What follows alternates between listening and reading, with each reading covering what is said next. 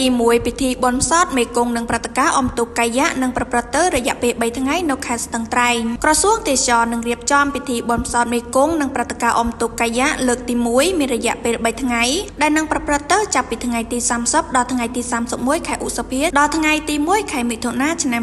2025នៅសមាគមអេកូទេសចរព្រះរំកិតអន្លង់ផ្សោតឈើទាលស្ថិតនៅភូមិអន្លង់ស្វាយឃុំព្រះរំកិតស្រុកបូរីអូស្វាយសានជ័យខេត្តស្ទឹងត្រែងការរៀបចំពិធីបុណ្យសតមេគង្គនិងព្រឹត្តិការណ៍អមទុកកាយៈនេះត្រូវបានរៀបចំឡើងក្នុងគោលបំណងដើម្បីលើកកម្ពស់ការអភិរក្សផ្សោតមេគង្គផ្សព្វផ្សាយតំបន់សក្តានុពលអេកូទេសចរសកម្មភាពទេសចរឲ្យកាន់តែសម្បូរបែបនិងពង្រឹងគុណភាពផលិតផលសេវាកម្មទេសចរឲ្យសមស្របតាមស្តង់ដារទេសចរទន្ទឹមនេះក៏មានការរៀបចំនូវព្រឹត្តិការណ៍អមសំខាន់មួយចំនួនរួមមានពិធីបុណ្យសតមេគង្គពិធីសូត្រមន្តកម្មវិធីអមទុកកាយៈការតាំងពិព័រណ៍ផលិតផលសមាគមអេកូទេសចរនិងម្ហូបអាហារប្រចាំតំបន់សកម្មភាពកីឡាទេសចរជាលក្ខណៈមហាជនជាការរត់ម៉ារ៉ាតុនដើម្បីសប្បុរសធម៌ប្រណាំងទូកជាដើមការបោះតង់ជំរំទេសចរនៅលើកោះលូនកោះទុនសាយនិងទស្សនកិច្ចសមាគមអេកូទេសចរបូរីស្វាយនិងទស្សនកិច្ចសមាគមអេកូទេសចរបូរីអូស្វាយស្ទូប្រវត្តិសាស្ត្របណ្ណាល័យលួងម៉ែនិងទស្សនកិច្ចទឹកធ្លាក់សុភ